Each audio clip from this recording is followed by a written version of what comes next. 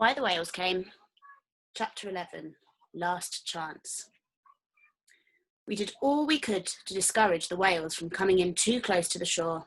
Shouting and screaming at the water's edge, we hurled stones and driftwood at them, but most fell far short, and those few that did hit them did not seem to deter them.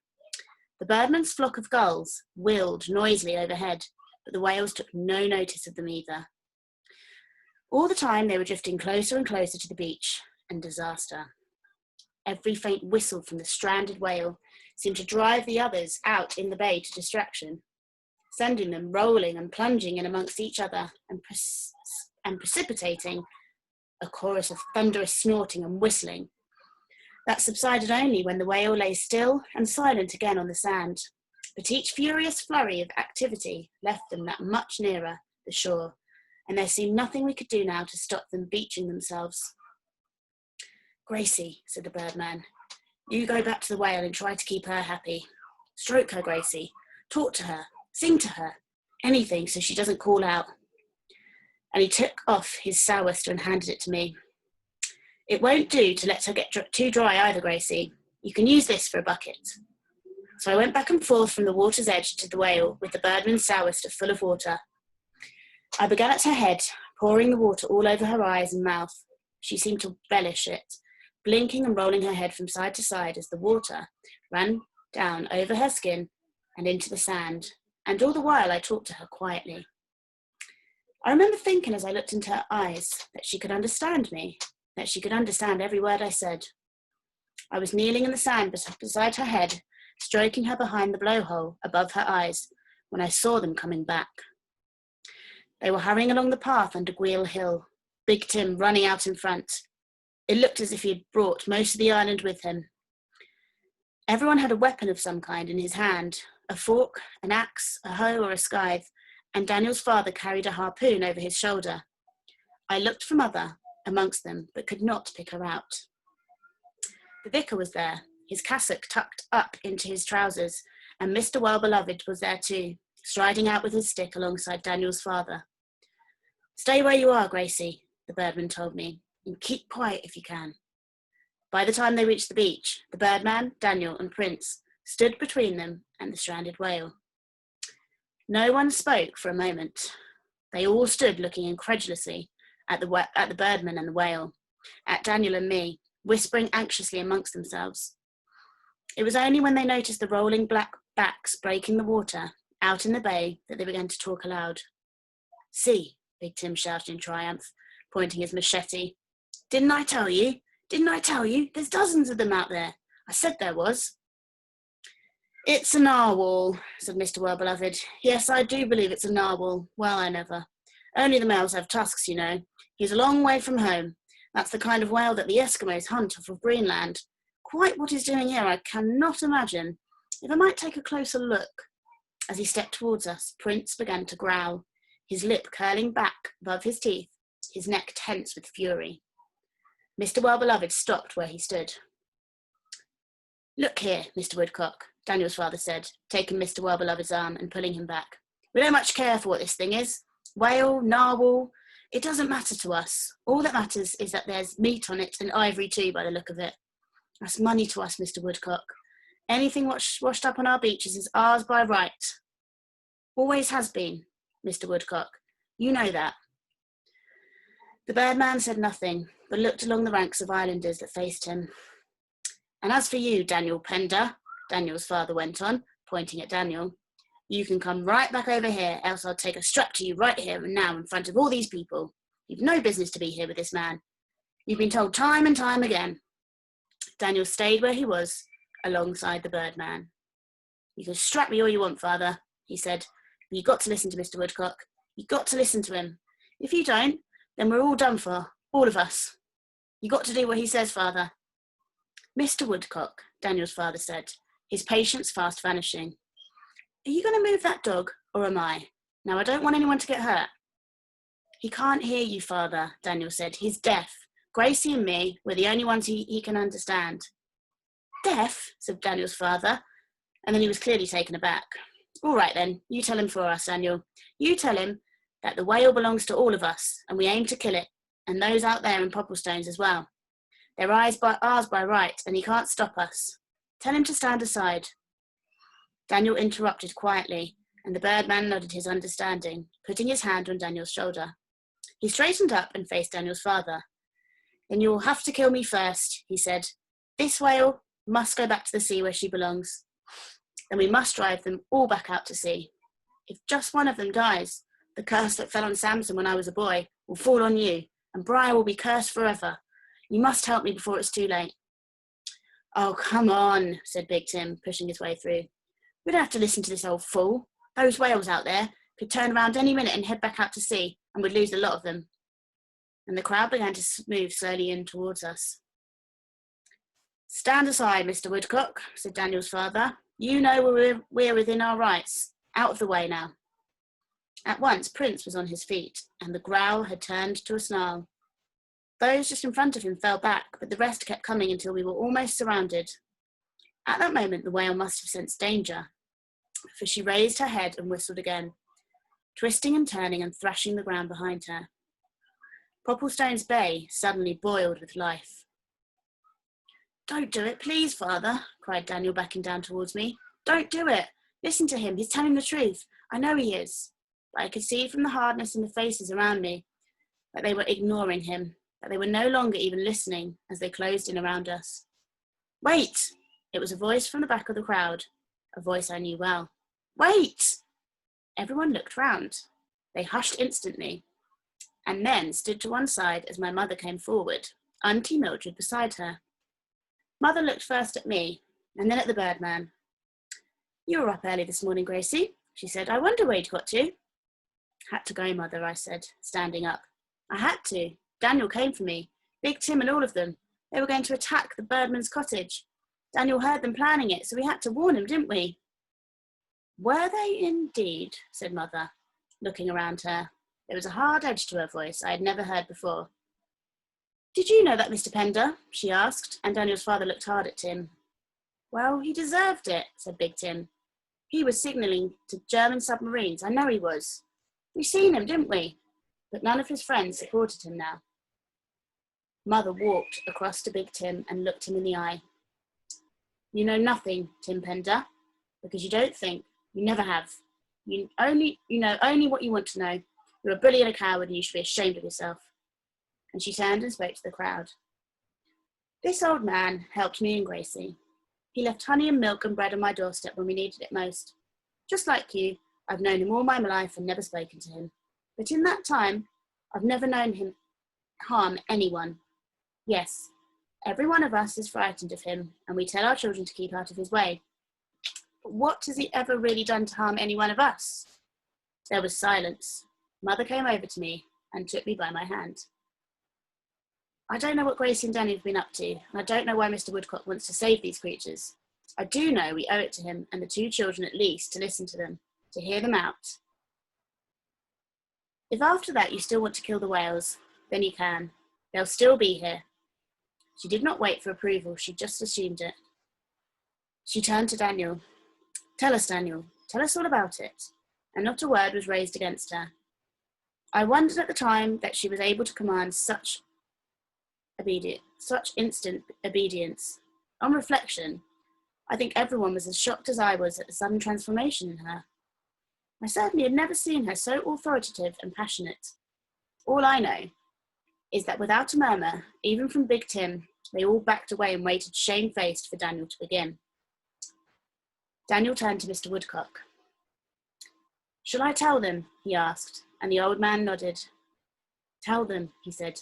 Tell them everything. But hurry, Daniel, hurry, there's no time to lose. They listened intently as Daniel told them of how the Birdman and his mother had witnessed the massacre of the whales on Samson all those years ago, how they had tried to stop it and failed, that it was the islanders' greed and cruelty that had brought the curse down on Samson. He told them the whole terrible story of the death of Samson, of the ghost ship, of the starvation and disease that followed, of all the ships drawn to their destruction on the rocks off Samson, of the dogs the people had to eat to survive. As the truth behind the age-old rumours came out, the islanders listened all the more closely. They heard how the people left one by one, until finally the well had dried up and forced the Birdman and his mother off the island. For some time, no one said anything. They looked at each other uneasily, and then it was Big Tim that spoke up. So what? We don't know that any of it's true, do we? He could be making it all up, couldn't he? Where's the proof? The proof's on Samson, Daniel said. I've seen it, and Gracie's seen it too. We've seen the horn, haven't we, Gracie? In Mr. Woodcock's cottage on Samson, it was, hanging above the stove. Just like the one it is. Just like that one it is, he said, pointing at the whale. You've been over there, Gracie, Mother asked me. You been over to Samson? You couldn't help it, Mother, I said. It was that night we went out fishing and the fog came down. Never told you before because I knew you'd be angry. Didn't know where we were, Mother. Honestly, couldn't see a thing. Then we saw this light and rode towards it. We thought it was Briar at first, but it turned out it was the birdman's fire on Samson. He lights a fire on Samson whenever there's bad weather. It's to keep the ships away from the rocks. Suddenly Mother was beside me. Hands on hips, she faced the crowd. Well, she said, what are you waiting for? If we don't hurry, every one of those whales will be on the beach, and then we'll never be able to get them off. We need a sail to roll her onto, and we need ropes. We need a horse or a donkey.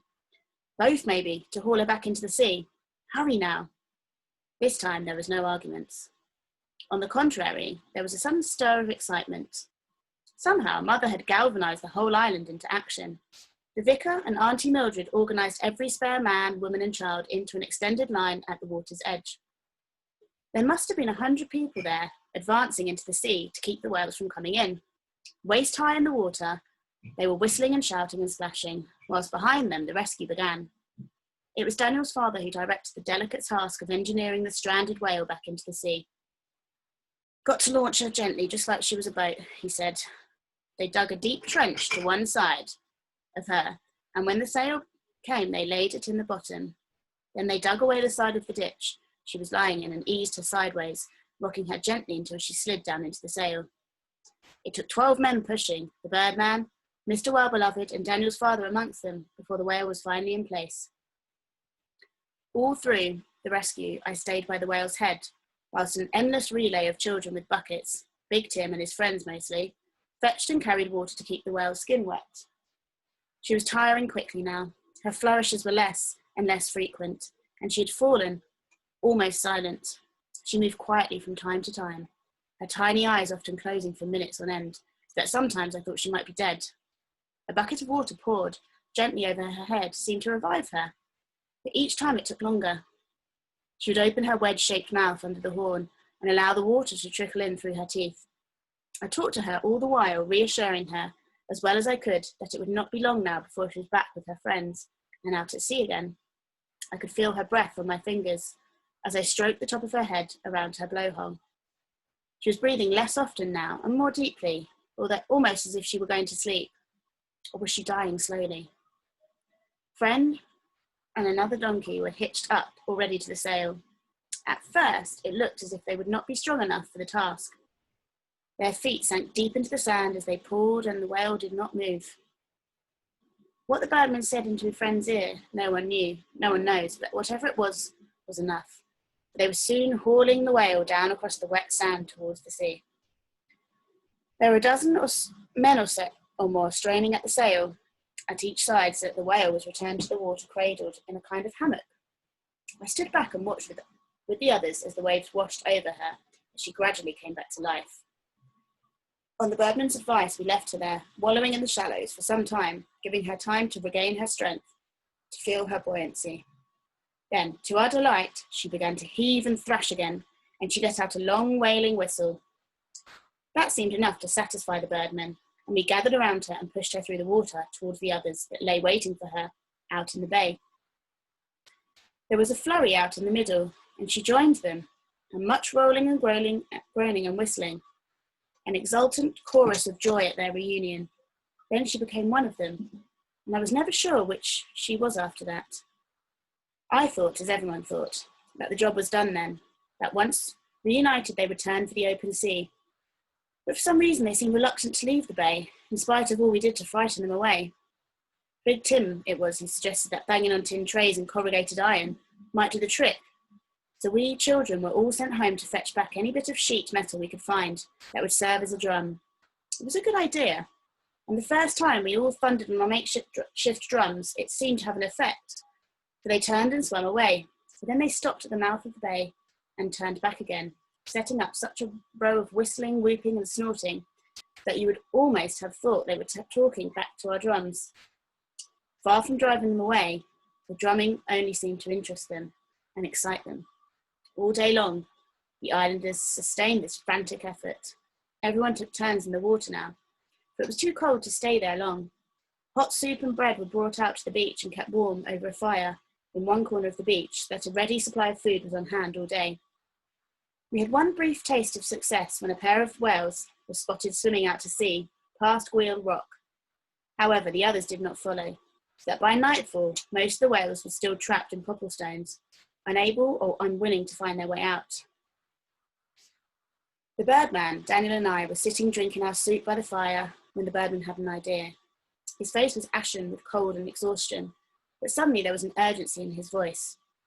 "Look where they are," he said, getting to his feet and pointing out into the bay. "Look at them." The whales were lying together in a pack in the dark waters on the far side of Popplestones. "It's the fire," he said. "It's the fire. They're as far from the fire as they can be. They don't like fire." Flaming torches, oil lamps, piles of burning brushwood and driftwood. We used anything that would burn. We lit fires all along the rocks around the bay, and then the birdman, with a long line of islanders on either side of him, waving their torches above their heads, waded out into the sea towards the whales. We children were told to stay on the beach. It was too dangerous now, out in the dark water, with the whales' flailing tails and the sea whipped up into a frenzy by a fresh offshore wind. So we stayed and watched the line of torches as they moved out into the bay. Only minutes later, they brought the birdman back, Daniel's father and the vicar, carrying him out of the sea. A wave had knocked the breath out of him, Daniel's father said, as they laid him down by the fire beside us. "I'll be all right," the birdman said, struggling onto his elbows. "Let me get out there. We need everyone out there." "I think you've done enough, Mr. Woodcock," said the vicar. "They're going, they're turning. We can manage without you now. You nearly drowned up there. You stay here and rest." And much against his will, he did. Mother put a blanket around him, and Daniel and I huddled close to him, and Prince came to lie down at our feet. "Maybe it'll be all right, children," the birdman said. "Maybe it will be, after all." It was the line of flaming torches that at last made the whales leave for the open sea. For with a final flourish of triumphant whistling and snorting, and shooting great fountains into the air, they swam out past Guil Island and left us in the gathering dark. A great cheer went up all around the bay, but beside us, the birdman was still not happy. He was on his feet again by now. He made everyone build beacons all along the beach to be sure they did not come back during the night. And even when almost everyone had left Popplestones for home, he still would not go. Mother asked him to come home with us. She begged him to come. "Tell him it's a cold night, Daniel, and he can't sleep in a house with no windows. He's soaked to the skin. Tell him he must come with us." Daniel told him, and the birdman smiled and shook his head. "I'll be warm enough by the fire," he said. "I shall stay here, and Prince will stay with me, to keep me company, won't you, Prince?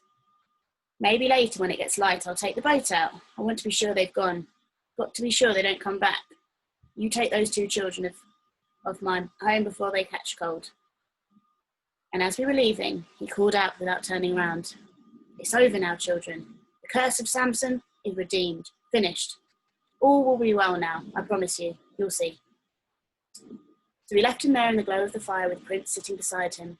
As we went, we saw the gulls settling on the beach all around him, and from nowhere his one-legged kittiwake flew up and landed on his shoulder. No one ever saw the birdman again. They found his sou'wester washed up on Hell Bay some days later, but his boat was never found.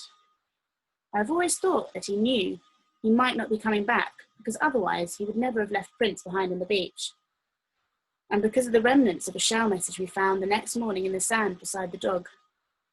The shells were scattered, but we could still make out the letters ZW.